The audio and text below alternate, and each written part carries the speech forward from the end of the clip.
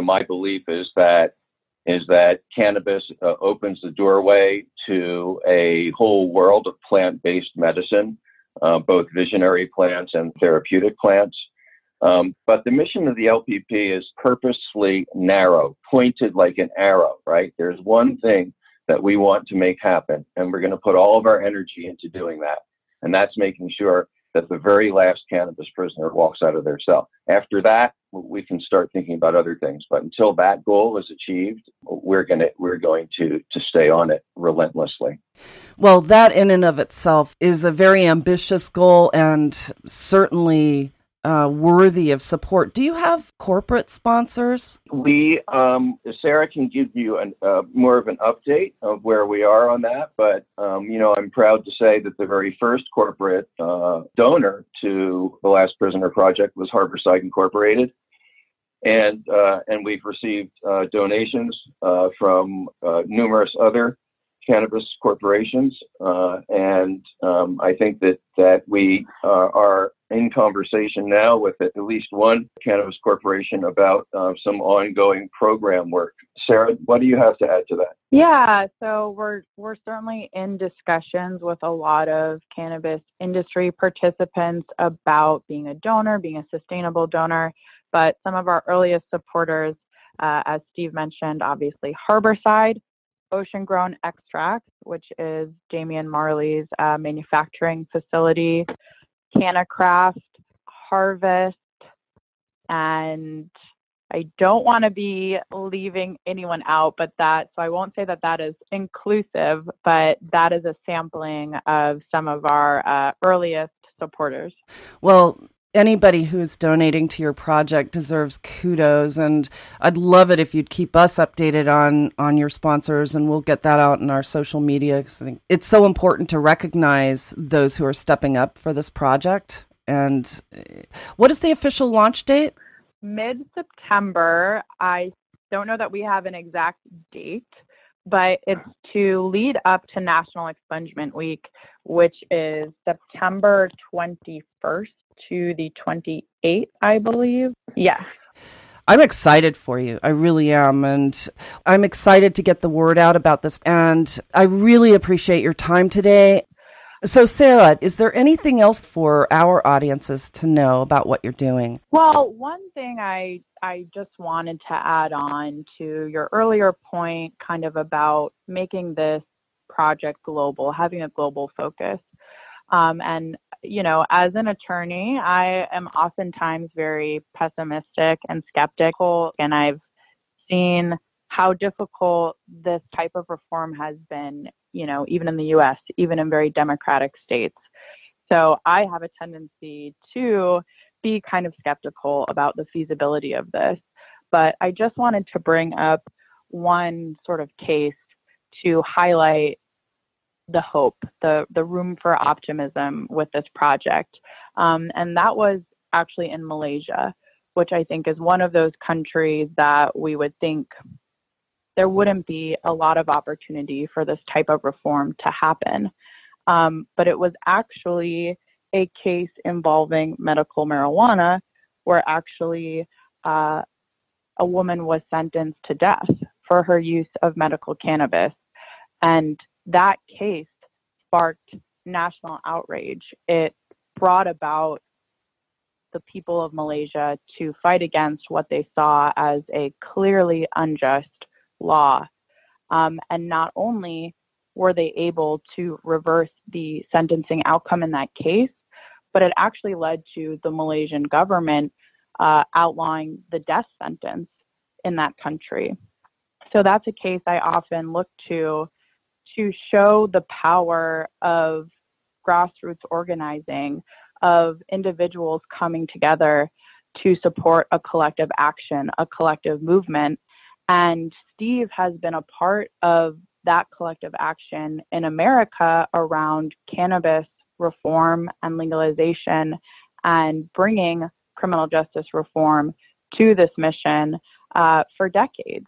And I think we've really seen the power of individuals to make change with this movement.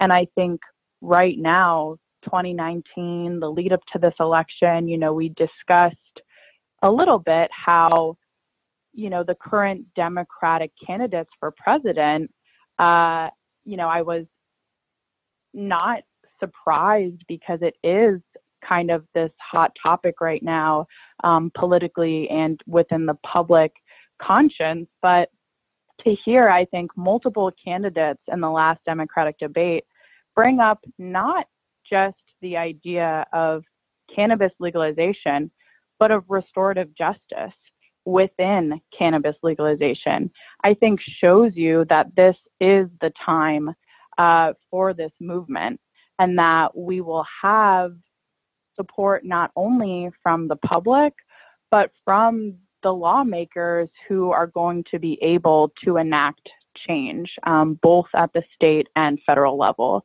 So all that to say that despite a long road and a dark history in terms of our country and globally, what we've done in terms of criminalizing this plant, I really do think we're at a moment where we're kind of seeing the light at the end of the tunnel. And it's just now we have the space for organizations like ours to step up and ensure that that change happens, and that it happens in a way that can best support those communities that have been disproportionately impacted by the war on drugs and the criminalization of cannabis. Wow, I did not know that about Malaysia, and thank you for sharing that. It's really heartening, you're right. So, Steve, I know you need to go, but tell me, is there anything else that you have a burning desire for our audiences to know about what you're doing? Snowden, this is something that the cannabis community collectively can get done. It's not a unambitious goal. It's a big goal. It's not going to be easy, but it's something that we can all do, and it's something that we should do. So I hope that everybody who's listening will go to the Last Prisoner Project website, will join our mailing list, will come to our fundraisers, and work together to bring all of our sisters and brothers home. Thank you, Steve. And yeah, I'm so excited about your project. And, we'd be happy to help you to promote this at any time. So please feel free to send me any articles or updates that you have, and I'll make sure that I get that out. We've got a pretty sizable network, and it's an open door policy. So please keep that in mind. Thanks for all the support. We really appreciate it, Snowden. Yeah, well, we're happy to do it. So thanks again, Steve. And Sarah, thank you for your time. I really appreciate it. Awesome. Thank you, Snowden. My pleasure.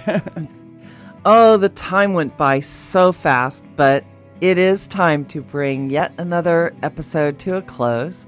Once again, I'd like to personally thank my guests, Steve DeAngelo and Sarah Gersten, for sharing their insights and knowledge with us today. If you'd like to learn more about the work that they're doing at the Last Prisoner Project, please visit us online at thecannabisreporter.com. Click podcast to find today's episode, and there you will find their bios along with information about the organization and a link to their website. We have so many people to thank.